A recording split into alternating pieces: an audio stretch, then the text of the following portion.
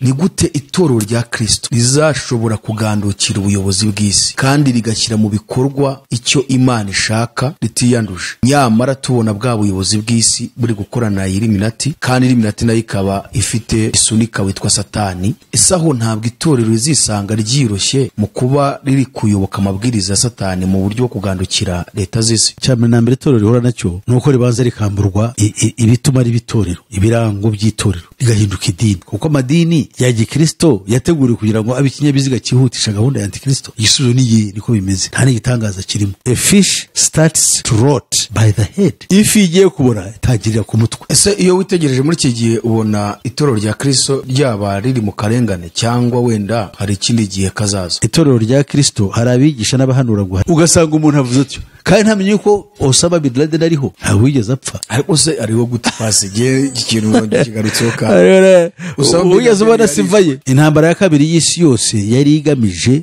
gushyiraho ibintu bibiri by'ingenzi. Icya mbere zateguwe kera, bumva yuko Uburusiya n'ubundi ntibazemera yuko otani noneho bavogera. Ushaka kugira ngo otani bavogere nawe bazamwikiza. Ari ikibazo kiri kuri Ukraine. Ibyo babikoreye Gaddafi, none se babikorera Putin, none se babimukorera. Ushatse gusobanura iki pase kuba NATO ubwayo iri ku ruhande rwa Ukraine ikaba idashaka kugira non-flying zone Ukraine, urumva atari ikintu gikomeye gishobora kuba cyateza nanone ingaruka mbi ku baturage no kuri Ukraine, kuko bazakomeza kuyirasaho. Ase pastor gukurikirana amakuru neza, waduhaye amakuru uyaduhari kuri day 4 ariko bageze kuri day 12 kandi biragaragara yuko ibintu wagiye utubwira ari byo biri kugenda biba. Ntabwo Burayi bwaje gufasha Ukraine kubona ibintu bizarangira gute koko. Kubitagaragara nuko biriya bikorwa hariya abanyamerika barabishyigikiye. Umugambi wa Illuminati niko bimera. Buriya barakora according to plan, niyo plan. Aho yango icubugingo se ntiyagatwara ukagahara. Ni nkuko na Ukraine twayihara abisi yose. Hariho twe gushira twese. Byatungura siki dushize twese. None aho zensoma mu gitondo ngo John Boris nawe hari ibyo atangiye gufasha Ukraine, ugasanga buri muryango uri kugenda wikorana. Ese pastor uri kubihuza gute no kurengera ikiremwa muntu cyangwa kurengera ubuzima n'ubugingo bw'abantu? Ni ukuvuga ngo ni ukongera uburakari mu baturage batuye Burayi.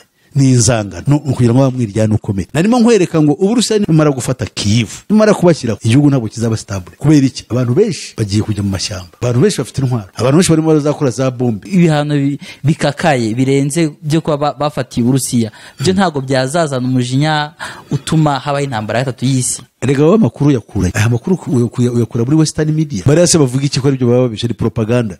Putin ageze aha. Hari umujenerali barashe.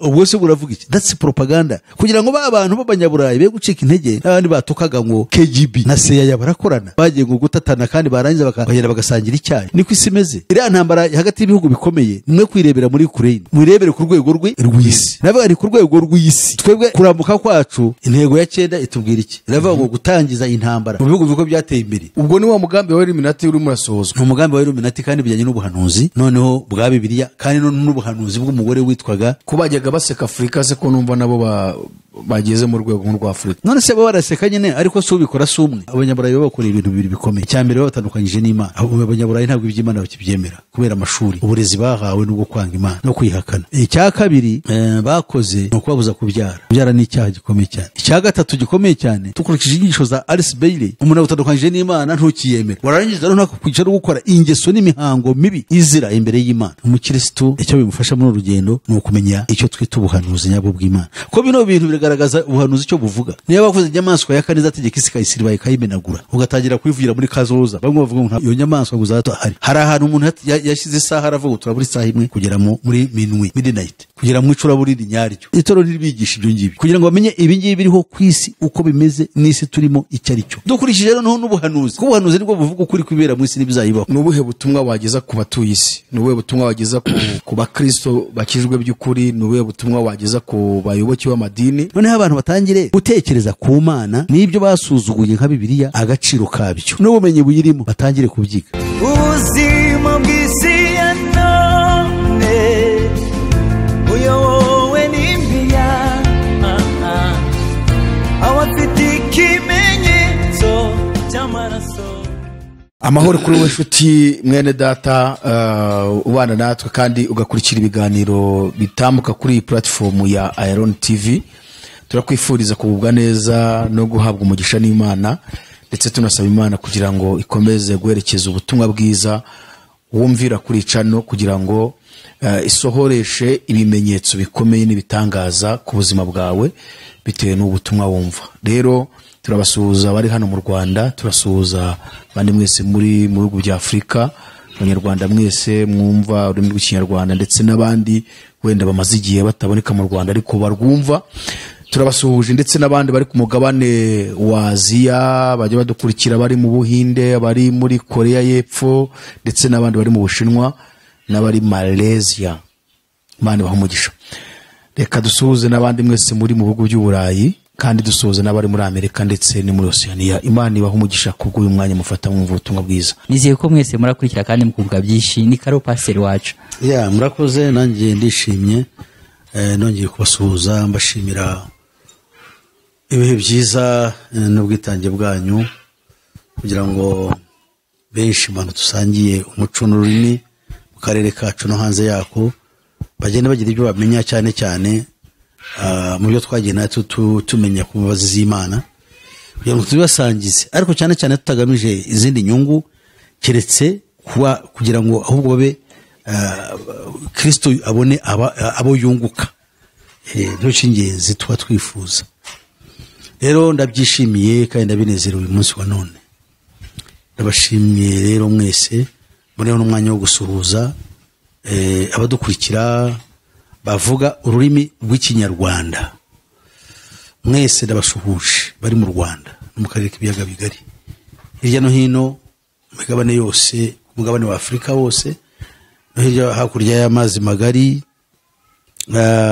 bari muri za continents cyangwa imigabane yindi, noneho n'abari mu birwa byo hirya byo hafi n'ibyakure bikikijwe n'amazi magari.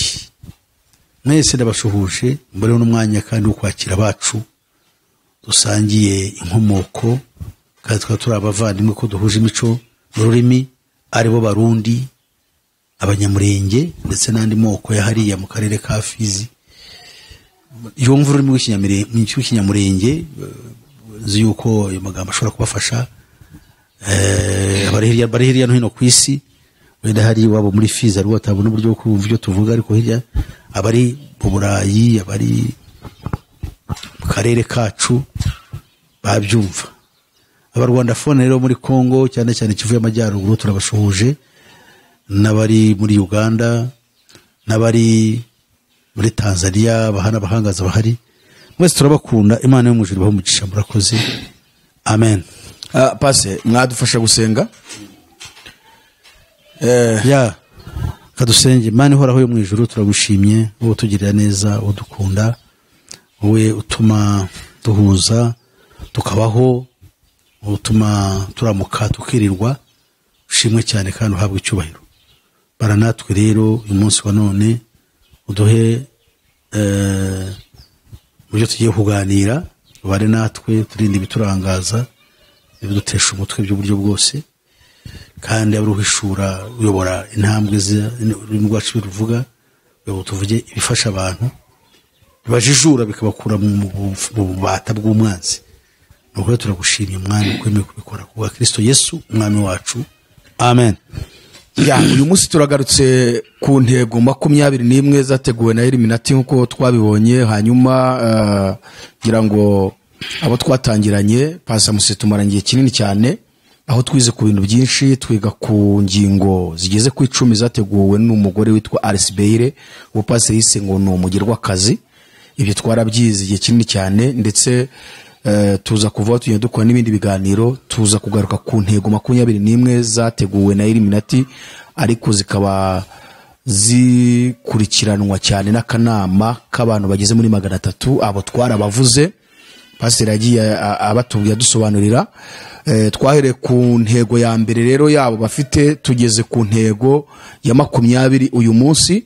Reka tubwire udukurikiye uri mushyashya ngo niba ari bwa mbere uje ukomeze urebe ibindi biganiro byose byagiye bitambuka kuri Iron TV, kugira ngo ubutumwa bwiza bukomeze kwamamara. Rero reka twakire Pastor kugira ngo twongere dukomereze ku ntego ya 21. Pastor, karibu. Murakoze. Nibukije abadukurikira, ubushize twavuze ku ntego ya 19 ya Illuminati, Illuminati mbibutse yuko ari umushinga Satani yashyizeho uyobora isi yose mu ngeri zose kugira ngo za guverinema n'abandi bose bafite ubushobozi bashobore kumvira no gushyira mu bikorwa gahunda ya Satani yo gushyiraho ubwami bwa Antikristo ku isi. Abo bose bari muri izo bakoreshwa n'uyu mwanzi kandi barabihisemo kandi babyishimira, nibo bagize icyo twita inyamaswa ya kane tegeka isi. Abo rero bagushije ishyano kuko barafasha Satani kugira ngo agere ku ntego ze, kugira naho barwanya n'umurimo wa Kristo, bityo bakaba bafatanyije na Satani mu gukora ishyano. Intego ya 19 twarayivuze yuko hariho gahunda yo kwinjira muri za guverinoma zose, gupfumura bakinjiramo za guverinoma, no kuvuga za leta zitegeka ibihugu byose. Noneho bamara kubyinjiramo bagakora icyo bita subversive activities, mirimo igamije kuyobya no gutesha umurongo izo za leta, nubwo zaba zifite umurongo muzima, ariko noneho zikaba ngombwa yuko zikurikiza umurongo zihawe kandi utagamije kugira icyo ukorera abaturage, ahubwo ugamije kugira gusa uzane akaduruvayo n'amarira no kubabara mu baturage b'ibyo bihugu. Kandi ntibagarukiraho mu gukora ibyo, bakaba babonye n'uburyo bwo gusenya ubwigenge bw'ibyo bihugu ubwabyo, kandi banyuze muri za leta zabo, za leta kugira ngo zibe za leta zatuwe n'abaturage cyangwa zikorera abaturage nk'uko ikinyoma cyitwa demokarasi gikunze kubivuga, ahubwo zikabaho mu buryo bwo kubabeshya no kubatwama no kubazanira ibibi. Ugasanga ahubwo abantu mu kanya gato bagiye ku ruhande rw'icyo opposition. Za opposition zikaba umurimo wazo gusa ari uwo kurangaza no gutesha umutwe leta, kandi nayo yafashwe bugwate. Kandi za opposition nazo zifasha ubutegetsi nanone zakirwa na babandi nabo bakazinjiramo bakazikoresha bya bindi bibi. Abaturage baba bagashaka gusubira kuri babandi babatwaraga mbere kuko babonye ntacyo bungutse, bityo rero bagahora muri uwo mukino, kandi ariko ibintu byinshi bihadogerera bipfa. Ubwo rero tumaze kumva ko iyo leta zinjiriwe ntabwo n'ubwigenge burapfa, kuko ntabwo ziba zifite ibyemezo. Burya umuntu iyo yigenga yifatira ibyemezo. Ubwo rero twamaze kubona ko ariyo cyago gikomeye. Nkaba rero nibwira ko ingingo ya 19 yabibukije.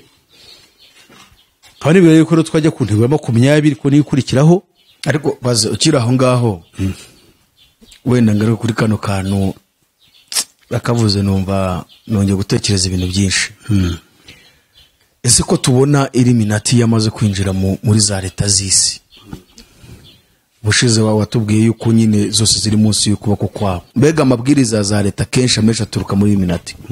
Ijambo ry'Imana ko ritubwira ngo tugandukira abatuyobora, haba mu Baroma 13 Petero yarabivuze. Ni gute itorero rya Kristo rizashobora kugandukira ubuyobozi bw'isi kandi rigashyira mu bikorwa icyo Imana ishaka ritiyanduje, nyamara tubona bwa buyobozi bw'isi buri gukorana na Illuminati, kandi Illuminati nayo ikaba ifite gisunika witwa Satani? Ese aho ntabwo itorero rizisanga ryiroshye mu kuba riri kuyoboka amabwiriza ya Satani mu buryo bwo kugandukira leta z'isi? Itorero rirabanza ricyamwe na mbere itorero rihora nacyo nuko ribanza rikamburwa ibituma riba itorero, ibirango by'itorero, rigahinduka idini. Ibyo kuko zigomba gukoreshwa, kuko amadini ya Gikristo yateguriwe kugira ngo abe ikinyabiziga cyihutisha gahunda ya Antikristo. Ibyo rero cyane cyane ya Gikristo, rero ibyo ngibyo ntabwo ari igitangaza rwose. Byubashye igisubizo niko bimeze, nta n'igitangaza kirimo. Ariko itorero ryo rirabwirwa amagambo burya twubakaho twebwe na ya Yesu. Yavuze ngo ibya Kayizari mubimuhe n'iby'Imana mubimuhe Imana.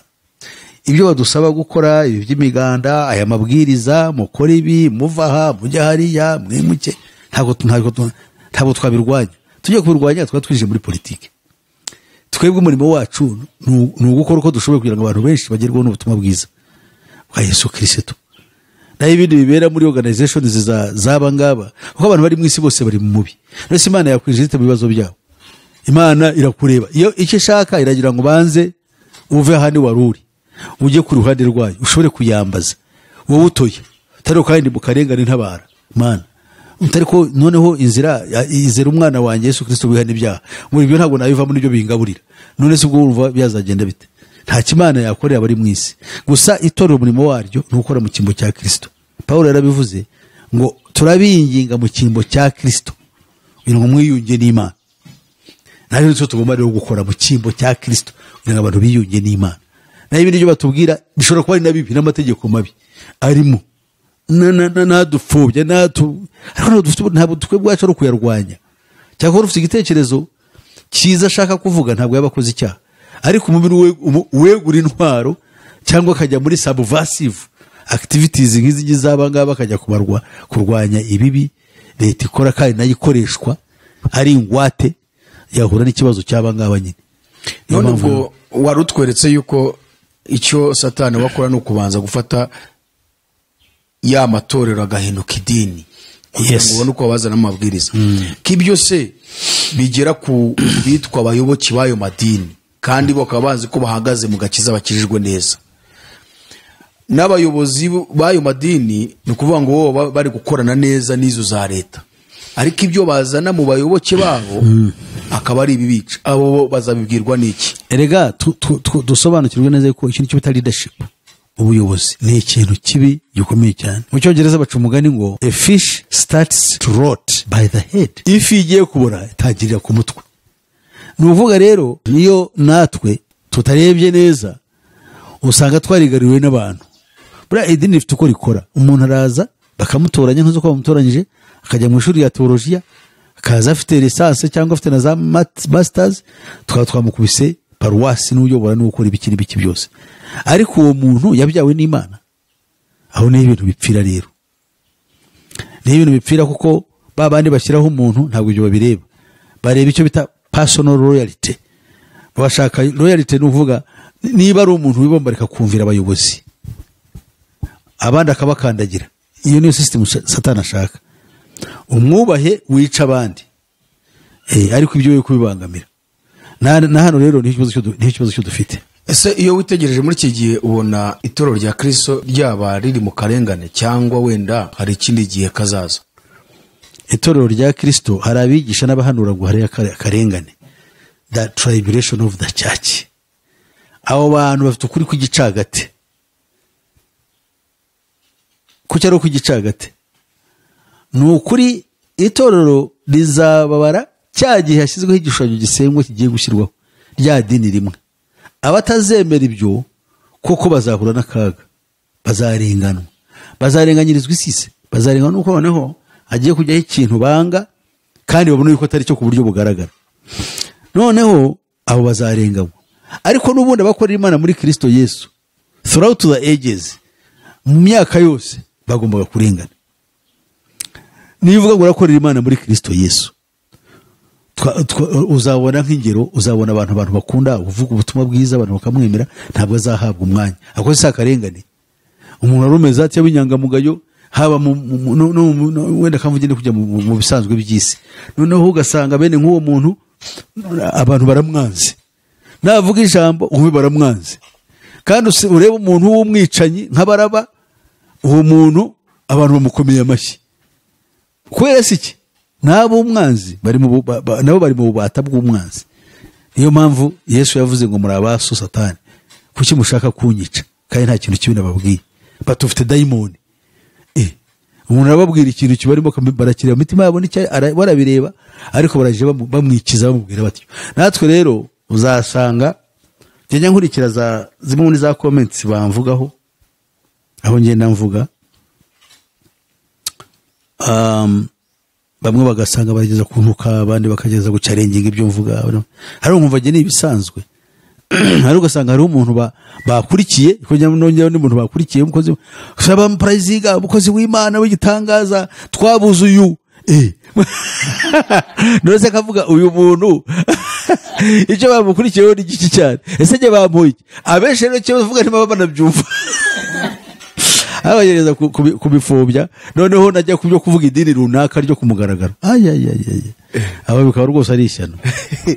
Aha twagiye noneho ku ntego ya 21 Plito ku ntego ya 20 twumve uyu mugambi wa Satani muri Illuminati ni intego afitiye isi ndetse n'abayituye n'itorero, kuko cyane buriya Satani aha bapusha cyane ni itorero rya Kristo kwangiza ubugingo bw'abantu ngo bazarimbuke azabisasire.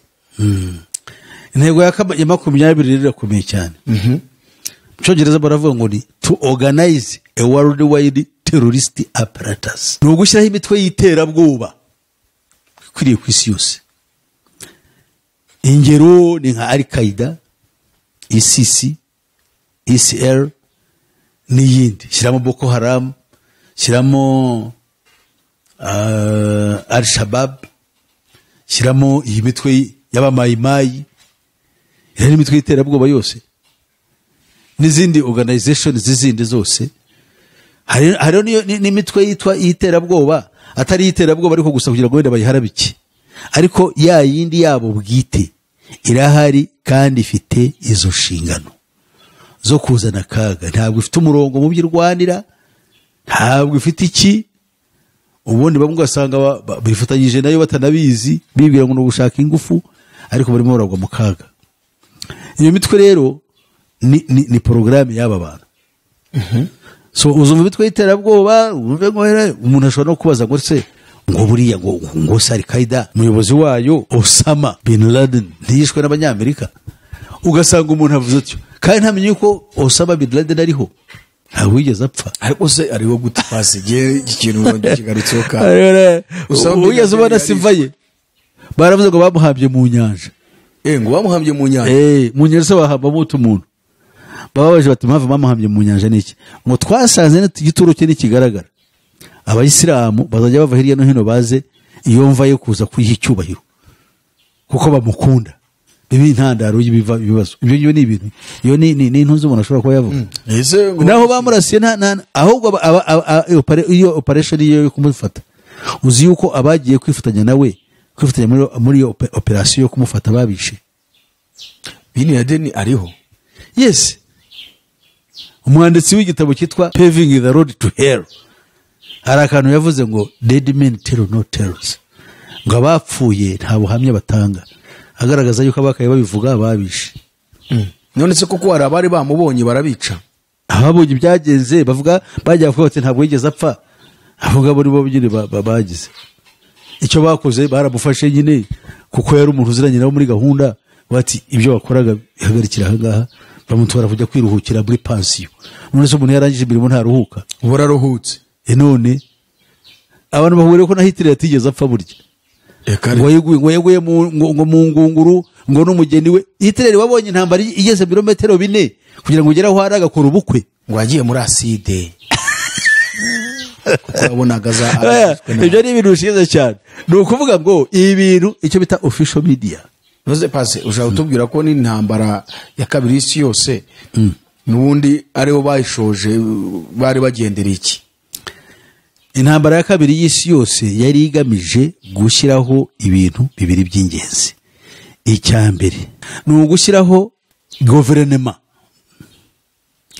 imbanziriza mushinga ishyiraho ubutware bwa Antikristo ariyo ONU. Icya kabiri kwari ugutegura imizi y'intambara itazashira ishingiye ku madini. Imizi y'intambara itazashira ishingiye ku madini? Yes, ariyo mpamvu bisha abayahudi. Hari n'abahakana yuko abayahudi bapfuye batagera ku miliyoni 6 uko bavuga, bakavuga ngo bari nk'ibihumbi 600. Ari umuzungu umwe nawe yari umuyahudi w'umunyamerika witwaga Myron Fagan, n'umusaza w'igitangaza, yavuze ibintu byinshi cyane, ari nawe umwe mu bantu batumye niga ibintu byinshi cyane. Yavuze ko mu by'ukuri yuko biriya bintu ari ibintu bya propaganda, ntabwo bageze miliyoni 6, ahubwo hapfuye 600. Bataza kunyumva abo bita ngo n'abasematike, Semitic movement bavuye ngo nafobeje genocide. We nakunda vuga ko yavugaga uwo muntu, nibyo yanditse arabivuga atyo. Ariko abapfuye nubwo yaba ari umwe, ntabwo twifuza umuntu gupfa. ariko akavuga yuko babikoze muri propaganda yo kumvisha ikibazo yuko gikomeye cyane, noneho bagafata ba bantu kugira ngo bagire bate, kugira ngo bufishe ko ari ikibazo gikomeye cyane, 6,000,000. Ibyo reka twe kubitindaho cyane. Turavuga tuti ibyo bintu byose kuki babikora muri buriya buryo. So impamvu ni ebyiri. Kwica abayahudi byatumye habaho kuvuga ngo ko ibihugu byari bimaze gutsindwa, cyane cyane ibyo bitaga ni Ottoman Empire, ubumwe bw'abayisilamu bwategekaga Islamic world, isi y'abayisilamu yose yari ifite buryo ubutwe bwibumbiyemo butaga the Ottoman Empire, butegeka aho abasilamu bari kandi ufite n'ijambo rikomeye. Ubwo rero igihugu cya Turukiya aho cyari icyicaro cy'ubwo bwami kimaze gufatwa gitsizwe mu ntambara ya mbere y'isi yose mu cya 928, ibihugu bindi byose by'abayisilamu by'abarabu cyane cyane byari biri muri uwo murango byahise byigenga. Turukiya nayo isigara ari igihugu kigenga kwacyo. Urumva uwo ya empire ivuyeho, bisigara ari ibihugu giti cyacyo kandi kigomba kwifatira ibyemezo ku giti cyacyo. Ubwo nuko ari ugutsindwa, bakabyita yuko ari ubwigenge ariko ari ugutsindwa. Nkuko reba buriya mu Burusiya, buriya ziriya ntambara zaturutse kuri Gorbachev wasenye Uburusiya, bwari igihugu gikomeye, none bakaba barimo barwana bapfa baraza bicana hirya no hino kubera uriya mutego rero bateguye kugira ngo bizabe impamvu y'intambara. Izo ntambara zakozwe zateguwe kera, bumva yuko Uburusiya n'ubundi ntibazemera yuko otani none bavogera. Ushaka kugira ngo otani bavogere nawe bazamwikiza, ari ikibazo kiri kuri Ukraine. Bwe tabitize ibyo ngibyo. Terrorist operators navugaga niyo ubu ngubu byo bikwiriye isi. None baze tukira ngaho kugira ngo ukomeze usomeye. Ntabwo bashoboraga gushyiraho icyo gishushanyo cyangwa se icyo gikoresho cya Antikristo cyitwa umuryango w'abibumbye badashoje intambara ya kabiri y'isi yose. Byagiye gukunda bitese. Kiriya kandi cyarashyizweho mu rwego rwo kurwarira no kurengera amahoro, kugira ngo ibihugu bikomeye n'ibyoroheje byose bigira amahoro n'umutekano. Kuko igihugu cyose kira akabazo kikajya kurega muri wone, ntabwo ujya guhangana mu kirwane. Ubu nibwo bwa mbere byabaye, usibye yuko byabaye ku Burusiya, naho ubundi ibihugu se ntibabitera bakajya kubisenya bitwaje ngo hariyo inyeshyamba, ngo hariyo ibyihebe nk'uko bashenyeye Iraq. Ubu se kwa Gaddafi bamuhoye iki? Ntibabishenye se bakabisenya. Ariko nibwo bwa mbere nibura bibaye no mu gihugu cy'Uburayi ubwacyo, abanyaburayi bwabo bicana. Ubu ngubu Uburusiya baravuga ko ntibashobora kubuhagarika, ntabwo babuhagarika kuko ahubwo noneho jewe ibintu by'Uburusiya na Ukraine jewe bimaze kunshaka. Naye nkurikiye amakuru aho iyo Vladimir Putin w'Uburusiya ngo yatanze itegeko yuko yatanze agahenge kuri Ukraine ngo abantu bahunga babanze bahunga ubundi arimburi. Abasiviliani bose bahunge hanyuma arimburi arangiza. Erega burya niyo mikorere myiza nyine, kuko ya gisirikare niyo military strategy, kugira ngo utica abantu nyine badafite intwaro. Bana babahaye agahenge wenda ku cyumweru, ubundi bagagene nuko bizamera. Ubundi buriya perezida we yari yasabye ngo NATO ihindure Ukraine ibe an flying zone, aho indege zitemerewe kujya, kuko babikoze Gaddafi barabimukoze. Uriya muyobozi nawe rero, ariko ari abayobozi harya ngo yari umunyarwenya, ni umunyarwenya n'ubundi hari abantu usanga buriya uzi ko buriya abantu batazi neza ibintu bagera no mu bintu batazi uko isi ikora. Buriya barumva NATO ishobora kuba yashyira kiriya gihugu cye kikabana ni flying zone ku buryo nta ndege z'abazungu, nta ndege z'Uburusiya zishobora kuzamuka. Iyo uvuze na ni flying zone bivuze kugira ngo bivuze nta ndege ishobora guca hejuru ya Ukraine ngo ye kuraswa. None ziriya ndege z'intambara z'Uburusiya ntabwo ziba zemerewe gukoresha kiriya kirere cya Ukraine zirasa. Ibyo se babikoreye Gaddafi, none se babikorera Putin, none se babimukorera. Ushatse gusobanura iki Pastor kuba NATO ubwayo iri ku ruhande rwa Ukraine ikaba idashaka kugirana na flying zone Ukraine? Urumva atari ikintu gikomeye gishobora kuba cyateza nanone ingaruka mbi ku baturage no kuri Ukraine, kuko bazakomeza kuyirasaho. Oya, kwirasaho uvuze ngo ndani flying zone, uvuze ngo Uburusiya bufasha amaboko kwa kurwana ntabwo bikomeje yego kandi ibyo ntabwo wabikora ku Burusiya wabikora kuri Gaddafi ntabwo wabikora ku Burusiya washobora kubikora nkande buriya Uburusiya bugeze kubwira Ubwongereza ibyo bwavuze Putin arabwira ngo mwebwe ni ukubagira imbabazi hariho ku munsi umwe nabahanagura umuntu ntazamenye ko mugeze kubaho ku isi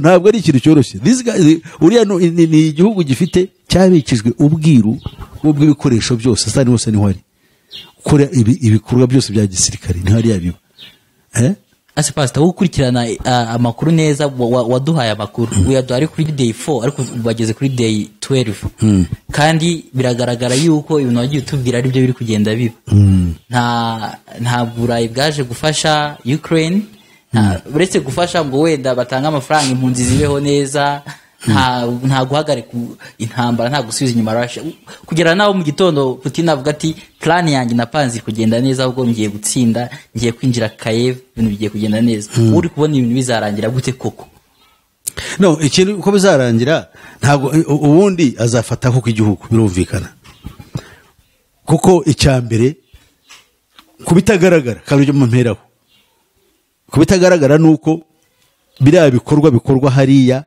abanyamerika barabishyigikiye byo kurasa Ukraine kuko n'umugambi wa Illuminati niko bimera buriya barakora according to plan niyo plan aho bitagaragara noneho kubigaragara noneho rero katuvuge wenda baranabishaka wenda da ntago byakunda ko babikunze nuvuga ngo yaba ari intambara y'isi yose kandi intambara y'isi yose nta wayungukamo sibyo se nese umuntu yakubwira ati aho kugira ngo mpfe umuntu ashaka kano kantuza kano ka laptop kawe aho kugira ngo icubugingo se ntiyagatwara ukagahara ni nkuko nayo Ukraine twayihara abisi yose hari twe gushira twese byatungura siki dushize twese ariko kutegera ariko uyu munyagwenya wacu president wa Ukraine yadukinira comedy agahita yongera kemera yuko atazajya muri NATO bikarangira wapi ntibyakunda nase yabikora tusibye yuko we kubera ibyo uburakari abaturage ba Ukraine bafite ntabwo bashobora kwemera yuko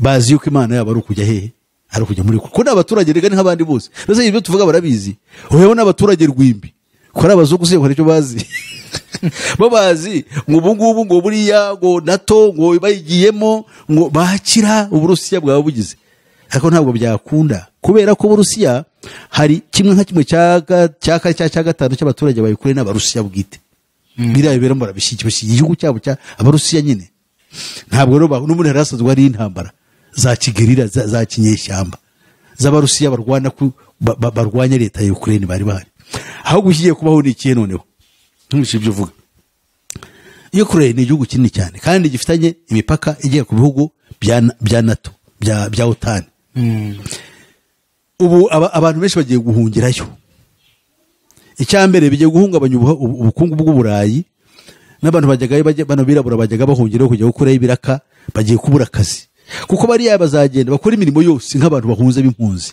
kandi bavuze ko batazajya mu makambi abantu bose bahunga muri Ukraine bazajya bajya mu Burayi babahe ibyangombwa bajye gushaka akazi bakore ntabwo bazafata nk'impunzi bazafata nk'abaturage bashaka ubuzima ubwo rero bano bene wacu bagenda bagwa muri za Mediterranean birukanka bajyayo ubu Burayi birarangiye kuko nabirabura bahunga muri Ukraine ntabwo babemera barabahagarika ku mipaka batangiye kubahagarika barabahagarika nyuma byazamutse ariko barasaga barabahagarika urumva ntibashaka kugira ngo bagere muri cya kivunga kugira ngo babane benefits babageneye bazisangire oya barabafatira hariya kugira ngo barebe ukundi batwara wenda bashaka babohereze mu bihugu by'iwabo kandi abenshi muri bariya birabura bamwe bari abaturage ba Ukraine bashaka kugira ngo bajye gusangira ibyo abazungu bafite abagore babanuza nk'Abanigeria bariyo bararenga hagati y'ibihumbi 4 n'ibihumbi 5 bafite imiryango bafite ubwene gihugu bwa hariya bari bagenda bazavuga twe turaba Ukraine mutufate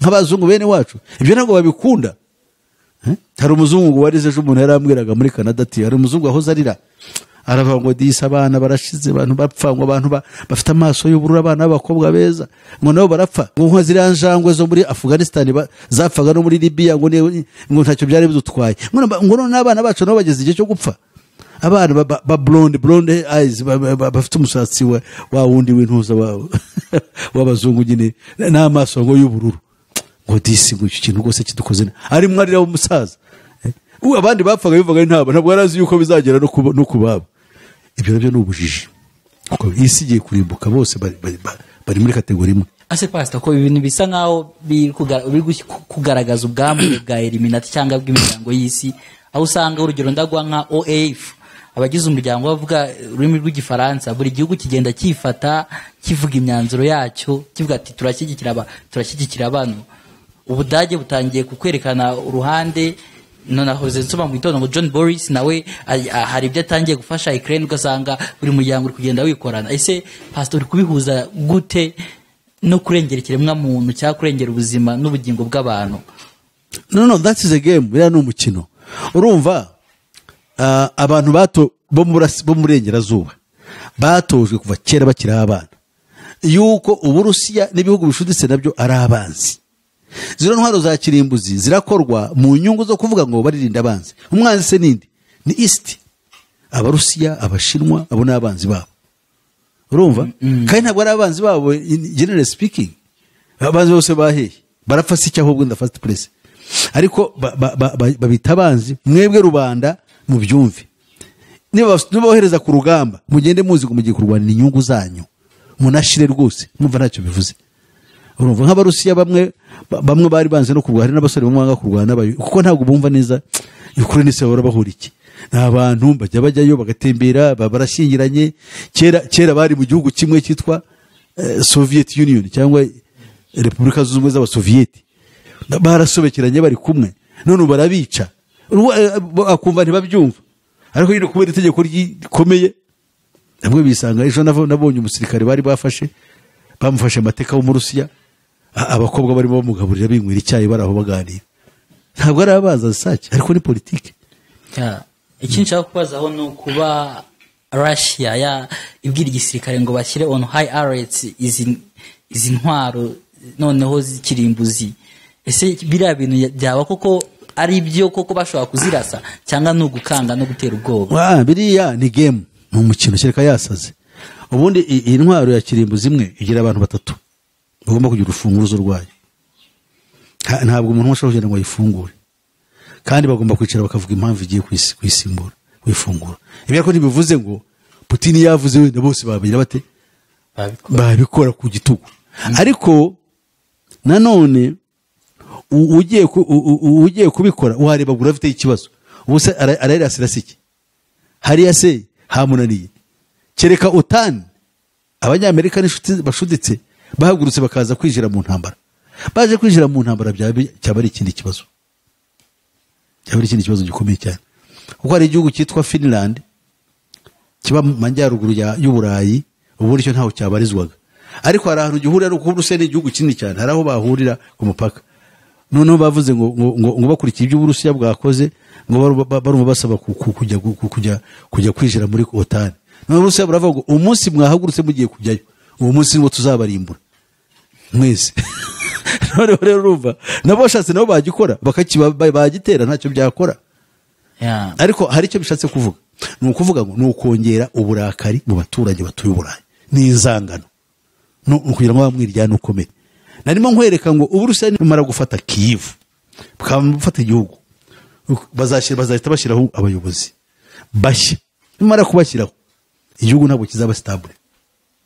Kubera iki? Abantu benshi bagiye kujya mu mashyamba, abantu benshi bafite intwaro, abantu benshi barimo bazakora za bombe za petroli, zanywa za essence. Abantu bose bagiye kuba militants, abamilita barwana bagira. Ariko ibyo bizatuma noneho Uburusiya bukoresha internally, bukoresha rafule bwica abantu benshi. Kwica abantu kandi abenshi bivuze kuzana urwango rukomeye. Abantu benshi bagiye gushiraho za KGB zigiye kujyamo inzego z'iperereza. Abarusiya bafite ubwene igihugu bwa Ukraine bagiye guha no kuba supplement, no bagiye kuba mu gipolisi, bagiye kujyamo, bagiye kujya mu iperereza, niyo bagiye kwicara no bene wa. Ntabwo bizabyoroshye. Ntabwo bizaba byoroshye. Ako iki nshaka nanone ko usanga usorozaho tukiri kuri no ntambara tugaruke ku bihano byafatiwe Uburusiya kuva ku munsi wa mbere kugera uyu munsi ubwo bafungaga mastercard na visa card bivuze ko nta muntu kubikuza biragoye, ibihano bikakaye birenze byo kuba bafatiye Uburusiya, byo ntabwo byazazana umujinya utuma habaho intambara ya gatatu y'isi. Rega wa makuru yakuraye aya makuru uyakura muri Western media, bari se bavuga iki ko aribyo baba babishe, ni propaganda. Nose Abarusiya ntibagenda bakijira ibyo bita cyber warfare, ntabwo ubyumva, bakijira muri za computer zabo bakazihagarika. None se ubu ngubu umuntu yahoza ambwira ati twe tugiye kwicwa n'inzara, umutsima tukura mu Burusiya, ingano ibiki byose bikuramo. None se Uburusiya bo ikibazo Uburusiya bufite ntabwo kimeze nk'icy'abanyaburayi, kuko ibyo kurya barafite n'ubundi nibo bagurishaga ibyo kurya. Ibyo kurya n'ikintu cya mbere umuntu akeneye kubaho kwe, ibyo kurya birahari, basic things zose zirahari, ibyo barahari basically. Uburusiya burihagije. Uburusiya is an empire, ni igihugu kinini cyane gikora muri Aziya kigakora mu Burayi hose. None se cyabura gite ku ibyo gikeneye? Urumva ntabwo rero kimeze nk'uvuga muri bwajya rucari nko mu Butaliyani barya umutsima, hanga muri Egiputa ingano bayikura mu Burusiya. Ingano no kuvuga farini kandi ni nkuko mbese ibihugu nka Kenya niyo n'urugero naguha, ariko ikintu gisa naho na Malawi barya kawunga k'ibigori. Buriya nk'abari ase ubabwiye uti aho mwakoraga ibigori harahagaze, abantu baba babesheho niki. Ubu nabo bararwana no kureba ukuntu babona alternative sources of food, barashaka kureba aho bagenda bakura iki ibyo kurya hirya no hino. Ni ikibazo ibindi bintu biroroshye gukora, ariko nabo kandi bashaka aho bacuruza, aho bagurishaga ibintu byabo. Za gaze zavaga mu Burayi, zavaga mu Burusiya. None wowe aho kugira ngo bavuge nabi bya bibazo bahura nabyo, bakarega bakavuga Uburusiya. Ubundi balanced reporting uvuga namwe ibyo mwahombye. None bo ntibabivuga. Putin ageze aha, hari umujenerali barashe, ubwo se buravuga iki? That's propaganda, kugira ngo ba bantu b'abanyaburayi be gucika intege n'abandi batukaga ngo Uburusiya ngo ntabwo mutabara Ukraine, bumve yuko Uburusiya nubwo ratagiye gutabara, ariko nabo bafite ikibazo. Mu minsi mike bashobora no kumwica, bene bo bashobora kumwiyicira ubwe. No, ibyo ntabwo nabyemera nkurikije reports zabo zonyine, mugomba kujya n'ahandi van information. Nibyo kuko na media za Russia zabaye kuri ntabwo zatanga amakuru. Gusa icyo mbonamo nuko Amerika aho gufasha cyane Ukraine nkuko yanze gushyira na flying zone, ahubwo iri gushyira imbaraga mu gupenaliza Russia. Hari bisa nkaho na ifite izindi nyugu utapfa kumenya. Barapenaliza Russia kugira ngo abaturage bumve yuko Russia ni mbese bafite icyo bakora, ntabwo babatereranye kwa hari ikirimo gikorwa. Ni nka camouflage kugira ngo no guhisha kuvuga ngo hari icyo dukora. Ariko muri on top of the together jewe nasubiye icyegeranyo isinyisho KGB na CIA barakorana, bajyaga bahura bagiye ngo gutatana kandi barangiza bakagenda bagasangira icyayi. Niko kuri kwe niko isimeze. Ese Uburusiya rumara gufata Ukraine hazaba amahoro?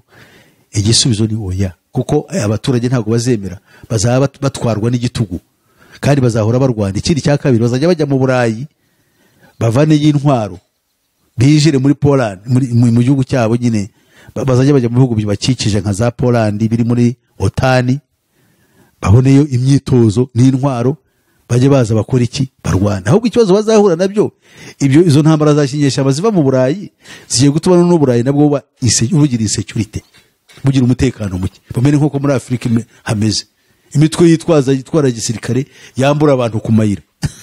Ariko paze ubaye nkaho wivuguruza ku kiganiro cy'ubushize, ubwo ubushize uwo waratubwiye uti buriya mahirwe yabaho kuri Ukraine nuko Uburusiya bwafata bikarangira amahoro akagaruka. Utari wajya hejuru, icyo navugaga ku rwego rw'isi. Iriya ntambara hagati y'ibihugu bikomeye nimwe kwirebera muri Ukraine, mwirebere ku rwego rw'isi. Navuga ni ku rwego rw'isi, twebwe kurambuka kwacu kwaba bafite garanti y'indi minsi turiho. Naho kuko gere icyo ntabwo nareberaga muri iyo context, ntabwo nareberaga muri context ya noneho ku rwego rwa Ukraine. No, ku rwego rwa Ukraine n'Uburusiya ntabwo nivuguruje.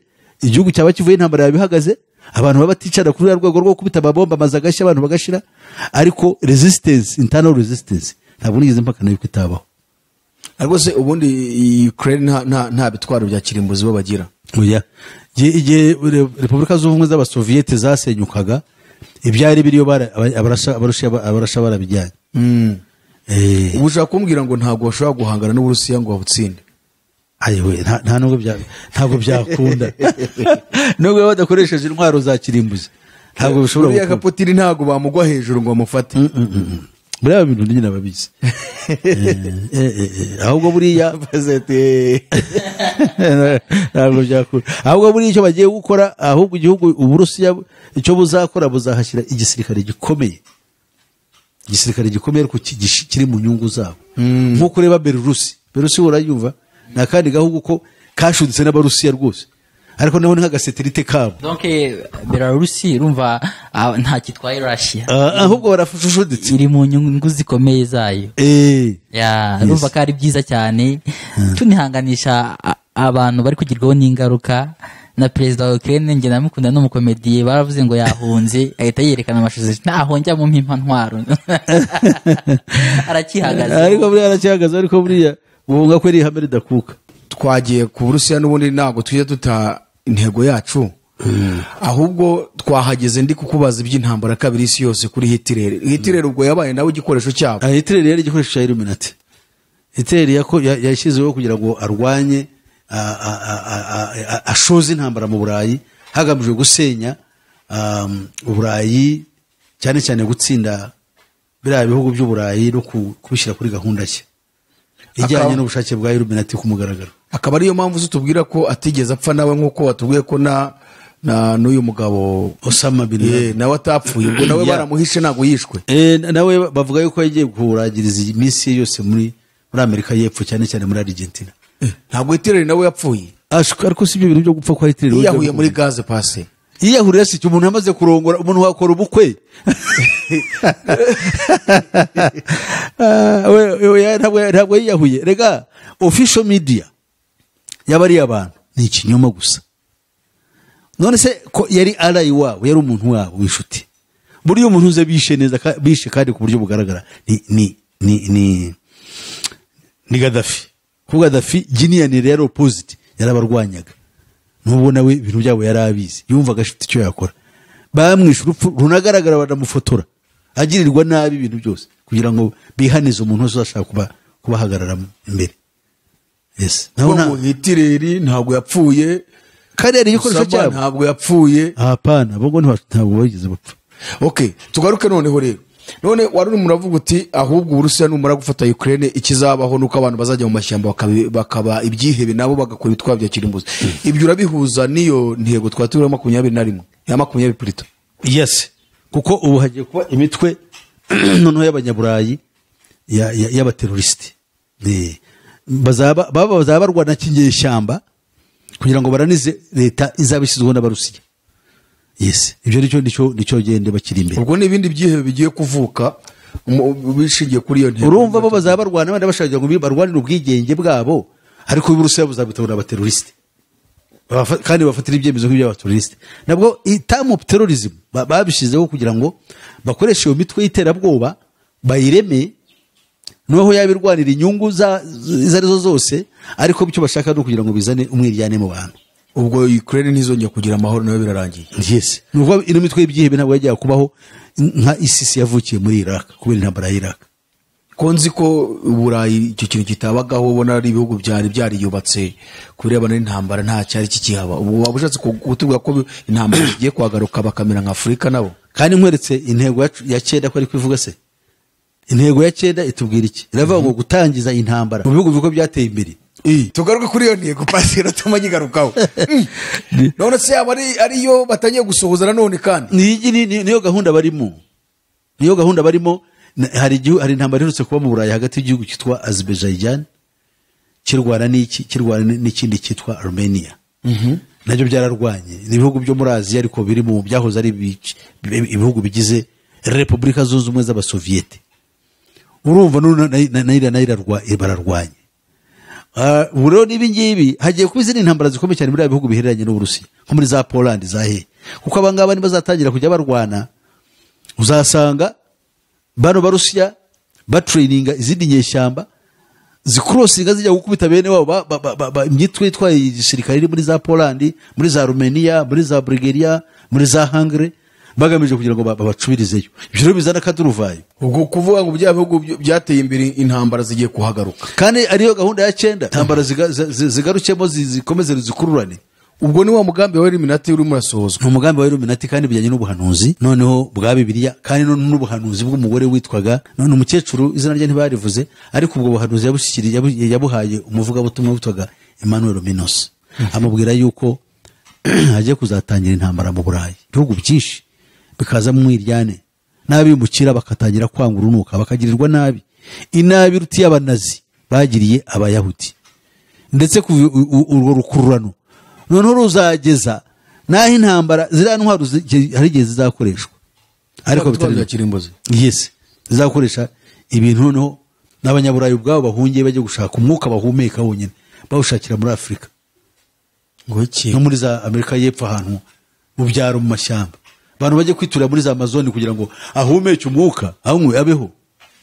none ubwo n'uwo mukecuru abihanuye ubwo nk'intambara watwereka ziri mu Burayi zatangiye ni nka zingahe watubwira amazina yazo? ni sofa ni nk'ize ebyiri navuga ariko hariho n'intambara hari intambara ya Yugoslavia yashenye Yugoslavia ya Croatia na ziriya za Herzegovina za Montreal Herzegovina izo ntambara zabayeho nazo zashegesha Uburayi cyane. aho ngo hari mu Burayi naho kubitaho n'iyi ngiyi noneho kubitaho niyo ngiyo nkubwe ya Azerbaijan kubajyaga baseka Afurika se ko numva nabo bageze mu rwego nk'urwa Afurika. none se bo baraseka nyine ariko si ubikora si umwe. Afurika barayisenya kugira ngo bakomeze batware umutungo wayo. Ifite umutungo ukomeye cyane kugira ngo ubukungu bwabo bategeka isi bakeneye ubukungu ni control bafite ubukungu babutegeka. Afurika rero niyo yari yoroheje mbere gusenya mbere kandi ifite ubukungu bwinshi. Ni nayo mpamvu babona abanyafurika baragwira cyane kandi abanyaburayi bamaze kuba abanyaburayi bakora ibintu bibiri bikomeye. Icyambere batandukanyije n'Imana. Aho abanyaburayi ntabwo iby'Imana bakibyemera kubera amashuri uburezi bahawe n'ubwo kwanga Imana no kwihakana cyane cyane bitanye nyuma y'intambara ya kabiri y'isi yose. Icya kabiri bakoze no kubabuza kubyara ni icyaha gikomeye cyane. Icya gatatu gikomeye cyane tukurikije inyigisho za Alice Bailey nuko abantu bagiye kubahindura aho abanyaburayi bose bashaka kubahindura batinganye bise kuba umuntu bakabibigurye rose yago buriya barabakunda bo umuntu utandukanyije n'Imana ntukiyemera warangiza rero ntakwicara gukora ingeso n'imihango mibi izira imbere y'Imana kandi ukabikora unezerewe urumva so atari ikibazo. Ni ikibazo gikomeye cyane abantu b'abagabo mu Burayi abagabo ntibakigira ijambo umuntu abari aho ngaho nabo byarabayobeye ntibazi impamvu zabyo. Intego ya 20 to organize a worldwide terrorist apparatus vuga gushyiraho imitwe y'ibyihebe ikanyanyira hirya hino ku isi kuko imitwe y'ibyihebe ntawe uzabaza ntubaza leta ubundi iyo igihugu gifite ikibazo ubaza leta igitwara nose imitwe y'ibyihebe ubazane abantu baricwa abandi bakagirirwa nabi ariko bafatana imitwe nose nk'abari Boko Haram bifata wari wabona muri ro naho bajya kwirega Boko Haram se wirega he bafata abantu b'abanyeshuri bakajya aho bakigaragambya ngo batwaye abana b'abakobwa abari batwaye ba Kiboke batwaye abana 500 bagenda hari 300 cyangwa 200 sinzi bari benshi hafi 500 barakubwira ko kimwe cya gatatu nticyari cyaboneka abandi bagiye baza bamwe baratewe inda abandi baragize bati kandi kugira ngo bari abana baze aba harabaye gutanga amafaranga hari nabagiye bisubizayo ngo bisangiye abagabo babo babateye inda none se aragarajya mu buzima abura uko abaho nawe umugabo yaramufashe neza ari abana kandi bari abantu bateroriste bafite amafaranga umugore ashaka ifaranga riri nuzira ngo babaho bati impamvu se babona buri gihe recruitment zabo zivanye nuko bafite bakurura uragenda ukabaho hariya ukiberaho ufite imbunda urica urahembwa urabona amafaranga ibyo kurya n'ibyo buntu barabona supplies ziraza siyayira baha amafaranga irabaha ibyo kurya babayeho neza ndetse impamvu baranira leta ni ukubera iki bafite intwaro bafite training bafite ibintu byose ni igisirikare kiraho kigenga kitagengwa na leta kandi kimeze neza kandi kitari accountable to anybody ntabwo bavuga bati turakora ibi runaka raduseka cyangwa abaturage baraza kutwanga izo ntabwo ari byo ntabwo babyitayeho turagira ngo dusomere iyo ntego irangize tuyumve yose no intego yo nuko nyine nibyo by'ingenzi bakakubwira ko icy'ingenzi nuko byatangiranye kera. Hari abo bitaga ba Red Brigades bo mu Butaliyani, nabo ni imitwe y'ibyihebe bigeze gufata uwitwa Aldo Moro n'umusirikare witwaga General Zozie, barabafata kugeza igihe bane gushitiza baha amafaranga bavayo. Ariyo n'ubu bakora za Boko Haram bazikorera kunegosiya, bakabaha amafaranga barangiza ba bantu bakabarekura, ubwo bakaba bariyongera imbaraga. None impamvu bakomeza kuba muri ibyo bintu. Kandi uyu nguyu umwanditsi avuga yuko ubwicanyi bumwe bwagiye bukorwa umuntu udashaka gushisheka cyangwa ashyira ahagaragara ibi bintu by'abana cyangwa ushaka kubirwanya azakamirwa urumukwiriye. Atanga ingero z'umugore witwaga Ali Buto, Zulfikar Ali Buto, wahoze ari umugore wa umuhindekazi wayoboraga minisitiri w'intebe w'ubuhinde. Yari umuntu wari populaire, abantu baramukundaga. Abahinde baje kumutorangira nka gatatu n'abatari kabiri, bamutora bamukunze. Ishyaka yaje gupfa yishwe nandese. Bavuga uwahoze ayobora Pakistan General Zaya ul Haq, nawe yari umu general ukomeye, yaje kwicwa muri ubwo buryo. Yicwa n'ibyihebe, yicwa nyine na Illuminati bamwica, bari babaza ko bakwica. Bashobora gushaka ibyihebe. Ibihugu nk'ubuhinde kitoko giteye imbere gifite ubushobozi bukomeye cyane na intelligence n'amafaranga n'iterambere n'intwaro, nabo bari muri bya bihugu 10. Aho kugira ngo bashate umuyobozi wabo bakamwica nk'uko bishe Kennedy, kandi ari umuyobozi wa Amerika. Ariko pase uravuga uti ngewe nize ibyo bita stigmatized knowledge, ubumenyi ngo bwahinyuwe.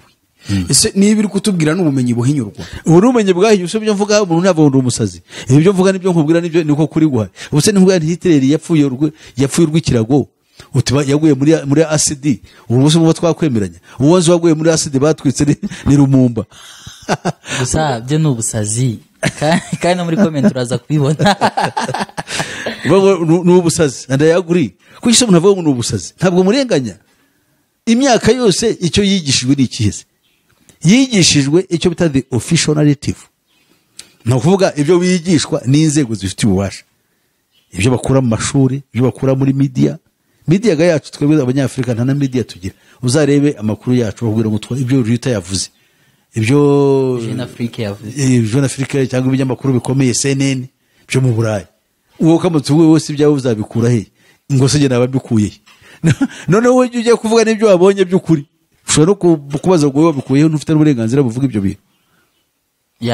Bivuze ko ibi bintu hishura ngendagara nkavuga bizagirira izihe nyungu umukristo ujya mu rugendo rujya mu ijuru. Urakoze. Umukristo icyo bimufasha muri urugendo ni ukumenya icyo twita ubuhanuzi nyabwo bw'Imana, ko bino bintu biragaragaza ubuhanuzi icyo buvuga. Niba bavuze inyamaswa ya kane izategeka isi ikayisiriba ikayimenagura, ugatangira kwivugira muri kazoza, bamwe bavuga ngo iyo nyamaswa ngo uzatahari, kandi ari byo turimo, kandi ari byo twicayemo muri iki gihe. Ahubwo turimo turajya ku musozo wabyo, kuko turimo tugiye kwinjira mu icuraburindi. Hari ahantu umuntu yashyize isaha aravuga ngo turabura isaha imwe kugera muri midnight, kugera mu icuraburindi nyaryo. None umuntu wawuza abantu bakaba baraho ntibakurikiza, itoro ntibigisha ibyo ngibi kugira ngo bamenye ibi ngibi biriho ku isi uko bimeze n'isi turimo icyo ari cyo. Dukurikije rero n'ubuhanuzi, kuko ubuhanuzi nibwo buvuga ukuri kwibera mu isi n'ibizayibaho, kandi biriho. Iyo tuvuze amahembe 10, ngiye nkavuga amahembe 10 ariho, ibihugu bitegeka isi 10 nkabivuga n'amazina yabyo, umuntu avuga atari kuriya yarabikuraye. No, ngiye nabyize through intuition, nabihishuriwe n'Imana. Hano nabonye avuga ngo uyu numweri minata aba yatumwe ngo pastor Erga numwe. Hari umwe ko muri comment rwose merutse gusoma ati uyu ntimugate umwanya muri uyu mweri minati aba bamutumye ngaza vanga bacurike, ati abende bigisha barahari. Ariko Abanyarwanda kuri iyo mind iyo bisomye nk'ibyo bakavuga ngo nanjye nabanje kuvuga si ibintu burya Abanyarwanda batandukanye n'andi moko, kandi ndabibashimira uruhande rumwe. Nanjye naravanje bakasimu pastor hishura ibi bintu. Uyu munsi twaba turi inshuti turi kuvugana gutya, mugana akaba umweri meteje akaranjugunye. Kijya ari cyano yingwiriye n'ishyiye. Oya ntashano ruteze kuva kuri iki. Uzarivana muri abo ngabo ko ntibazi ibyo barimo. Urumva na Umunyarwanda wese aba yibaza kuki ibi bintu abihishura, kuki intuition, kuki ubumenyi bwahinyuwe na benshi kandi buri gusohora koko abuhishura ntabwo bafite. Izi mbaraga zo zamushyigikira, umuntu ugasanga agize ubwoba nabwo ubwo bumenyi ntabwo ukwiye kubushyira ku karubanda. ukwiye kubuhamana. Icyo gihe navuga si abanyarwanda bonyine ariko cyane cyane abanyarwanda burya bagira umunyarwanda ntabwo ajya apfa kwemera umuntu kandi ni byiza uruhande rumwe buriya abanyarwanda ibintu byose bakoreshwa ku gitugu ntabwo ari through convincing ntabwo bikunda cyane ariko n'abandi bantu bose niko bamera umuntu wese icyo arenginze ibyo yarazi ubumenyi afite ukabuca arenginga aba angure ararakara bikamubabaza ntabwo avuga ati uyu muntu ibyo avuga reka nicara umwanya mbyumve cyane cyane ko abavuga ati ngiye mfite ubumenyi bwanjye kandi nabwiza aha niza aha naniza uri ibyo avuga se n'ibiki njye ku munyeshuri wuriya cyangwa njye kumva ibyo avuga noneho bigatuma akudisimisinga ariko umubaje uti noneho wewe ngwino tubwire ibyo utekereza by'ukuri bihari ntabwo yabibona buriya uzabaza abo bantu ariko mwebwe abantu bazishyira hamwe nabo bashakira urubuga bavugireho ibyo bumva bamvuguruze cyane niba nangombwa tunahure dukore uburyo bwa debate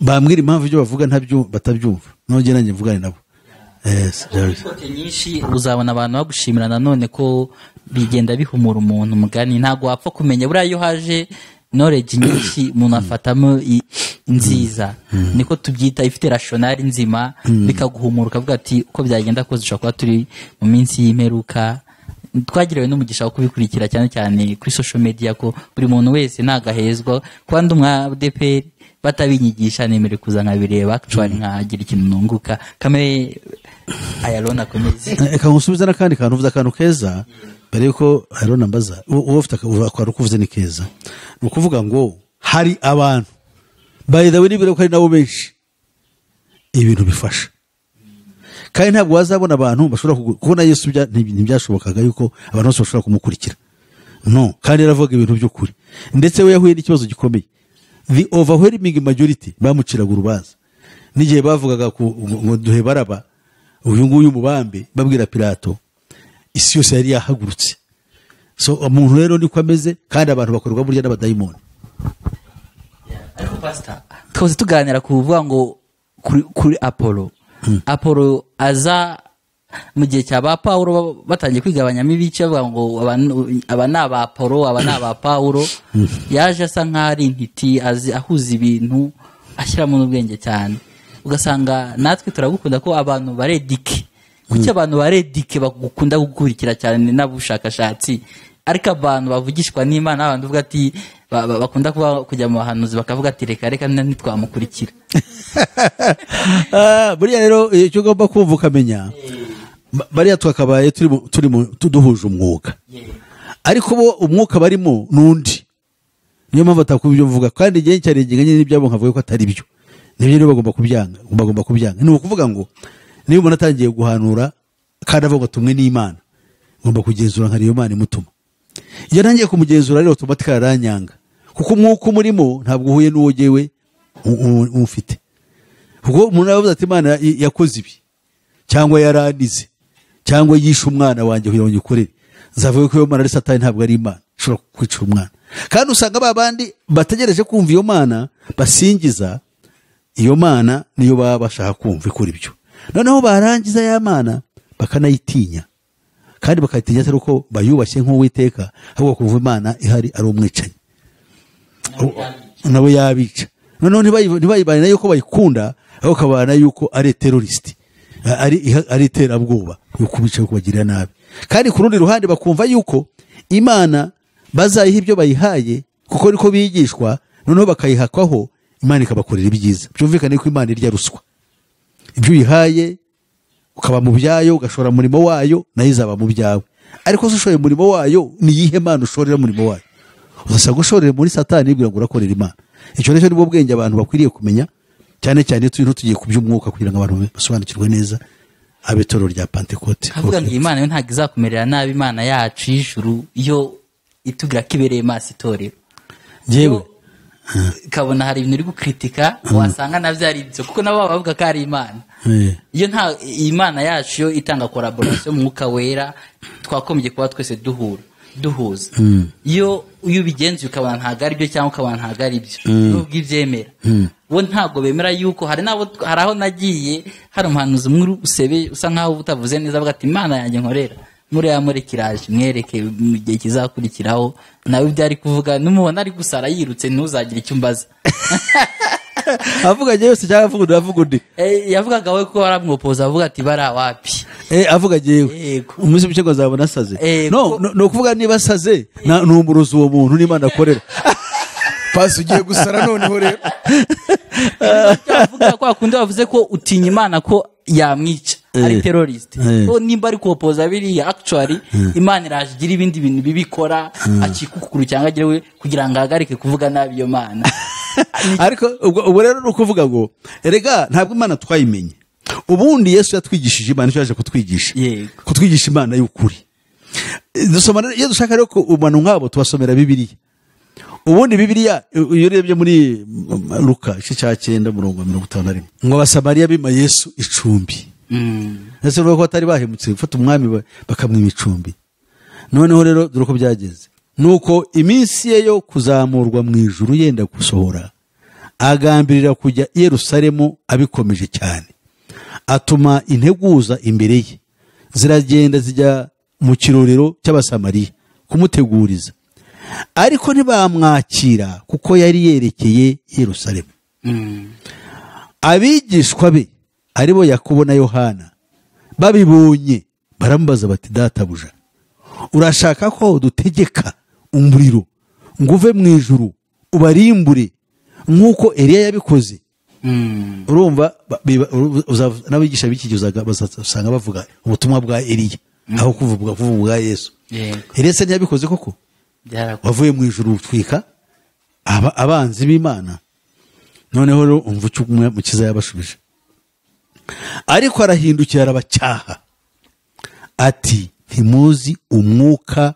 ubarimo wari wo ntabwo muzi umwuka uwari wo kuko umwana w'umuntu ataje kurimbura abantu ahubwo yaje kubakiza haleluya amen ruva ko aho yahita convinced aho twabivugaga dusa nkaho tugushaka kukubaza kuri ibi bintu bya intuition ko nimba bikwiriye guhera kubyo twayishuraga kuva kare uvaga bikomeye birakomeye cyane ku bantu batari aba researchers ku bantu bamenyereye nyine ibiryo byoroshye ariko duhuje naho kagero gato bakumva ko bikenewe kama yarona akomeze kana kumusozi pase turashaka gusoza dusoreza muri iyo ntego twaturimo ya 21 ahubwo wenda mu gusoza nubuhe butumwa wageza ku batuye isi nubuhe butumwa wageza ku bakristo bakijwe by'ukuri nubuhe butumwa wageza ku bayoboke b'amadini kuko ibi byose tubigarukamo niyo mpamvu abantu benshi bakunda kugira confusion kuri wowe kubera ko ntabwo twize twigishwa ubutumwa bwiza bw'ubwami ngo tumenye icyo Yesu yavuze mu buhanuzi bizaranga kugaruka ko cyangwa bizaranga gusoza ku isi uburyo bw'imikuru ya Satani aho yavuze intambara nimuhaze intambara birashoboka ko hari ababa baragiye bigisha bakavuga izi ntambara ariko badafite ubwo bushakashatsi bwo kumenya ikiziteza n'inkomoko yazo n'abagiye bicwa bazira ubusa wowe akaba aricyo kintu wazanye ahubwo ugenda uhishura ya migambi ya Satani uburyo ikorwa mu buryo bw'ibanga kandi bigasohora wenda umuntu akaraje akavuga ati muzumva iby'intambara nimuhaze intambara ati kambabwira intambara ariko akaba atazi kubicukumbura nk'uko bicukumbura rero icyo twabwira abadukurikiye nuko ibintu bimwe utanga wigisha nubundi biri muri Bibiliya n'impamvu wakomeje kubivuga ni intambara nyine zibera mu isi kandi izo ntambara nizizaranga kugaruka kwa Yesu nizizaranga ko iyi si nayo irimo kudandabirana igeze ku iherezo yego kandi umwanzi nawe ni intego kugira ngo ahitane abantu benshi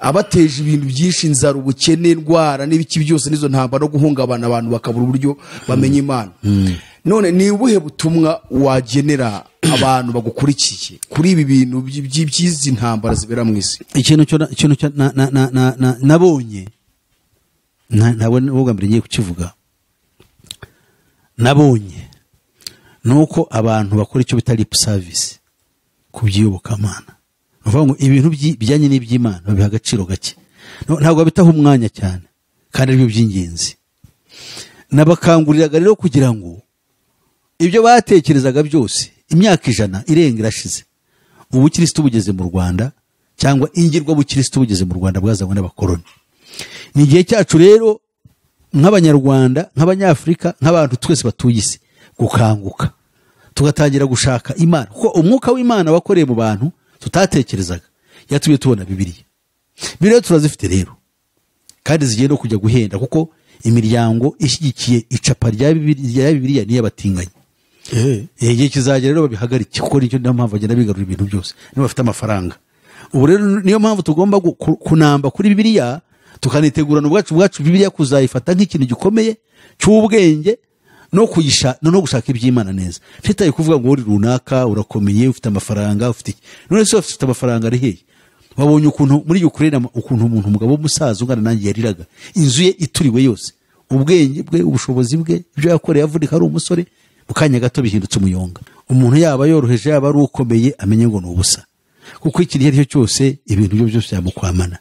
Kandi abantu bakwiriye kumenya yuko nibyo turimo byose n'ibyago babona ku rundi ruhande ni byiza kuko biradukangura kugira ngo tumenye neza icyo turimo icyo ari cyo. Noneho abantu batangire gutekereza ku Mana n'ibyo basuzuguye nka Bibiliya agaciro kabyo n'ubumenyi buyirimo batangire kubyiga. Abantu batanga amafaranga n'ibihe n'igihe cyabo biga ubwenge bwo bazakoresha muri iyi si. Bamwe bashaka kugira ngo bazabone akazi, abandi bashaka kugira akazi bariho batazakababara ko badafite certificates zijyanye n'ibyo bashaka. Ugasanga umuntu aritanze n'umugabo atanze n'umwana aritanze aragiye ugasanga arabikoze hafi ubuzima bwe bwose. Ariko igihe kirageze ngo abantu bite ku kintu cyitwiyoboka Imana ubwayo bayimenye Imana y'ukuri. Umuntu agenda akajya kibera mu idini bakamushorera akajya kubaka kuba nibo bamusezeranya bakabatiza abana agahora muri ibyo bintu by'imihango by'iki. Ariko we nibivuye uruhare rwe kugira ngo agire ubumenyi bwite ku giti cye nk'umuntu wamenye Imana. Buriya nicyo abayuda baturushaga. Abisirayeli bigishwa kumenya Imana bo ubwabo nk'abaturage bakigishwa mu masinagogi nicyo bakoraga. Bakigishwa amategeko kuyasubira kugira ngo abayazi ahagarare hariya yabyibwira abantu abyigishe. Niyo mpamvu reba nk'amadini amwe ameze nk'abo nk'abadive usanga n'umuturage wabo wo hasi ibyo yize cyangwa umuyehova wamunyeganyeza ntabwo wamunyeganyeza ko biriya bintu amaze kubishora bimizi. Ariko abapantekote twebwe dufite ikibazo, umuntu utwara muri birati singizi ahubwo zaho umuhanuzi uvuga nk'Imana ari mvayo nkujyane nk'ubu ushatse ko umuhanuzi umukozi w'Imana agomba kugutwara. Ko giye nigeze kugira itorero umugore akajya ahagarara abwira abantu ngo aratanga ubuhamya. Nene we n'ikibazo n'iki ariko umukozi w'Imana uri ku giti cy'inyoni njyayo kandi umukozi w'Imana ubwo nanjye ndaho nige umukozi w'Imana ujye ubayoboye arimo arabarangira abandi bari ku giti cy'inyoni ngo bajye handi uri kubabwira ngo bajye umukozi w'Imana uhanga nta mbaraga zihari.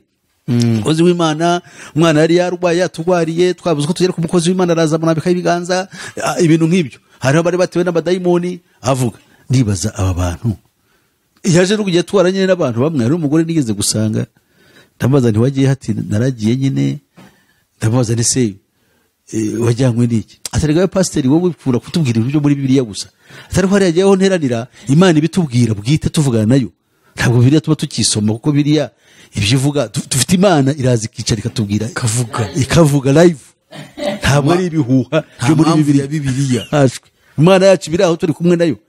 Menya yuko ari bari bahanuzi babicaranye nabo ubwo ukaba ushaka kuvuga ngo nizabiheko oyo n'ibiheko bagiye kuraguza wapi rega bwebwe nta kabazo ko bufite abantu bari bene wacu muri ADPR bafitemo ako kantu. Niyo mpamvu uvuga nti imyuka yije mikomeye cyane. Okay base wari urimo gutanga ubutumwa uha abantu badukurikiye kugira ngo bamenye uko bitwara. Sinzi rero niba washoje kugira ngo dusenge. Oya dusenge rwose nta kindi gisigaye. Jewe cyo nabwira gusa n'abantu kubabwira nomero yanjye ya telefone umashaka kugira ngo umuntu ambaze n'abafite cyambaza kimbaze 0788506676 mu diaspora no kongeraho code y'igihugu barayizi ni gushyiraho komisiyo guteranya 250 no kongeraho izo nomero zindi zisigaye zo 78855676. Hanyuma rero ndumva nta kindi twasenga Imana. Mana ihoraho yo mu ijuru turagushimiye uyu munsi n'imbabazi zawe. Tushimiye uko abanye natwe muri kiganiro.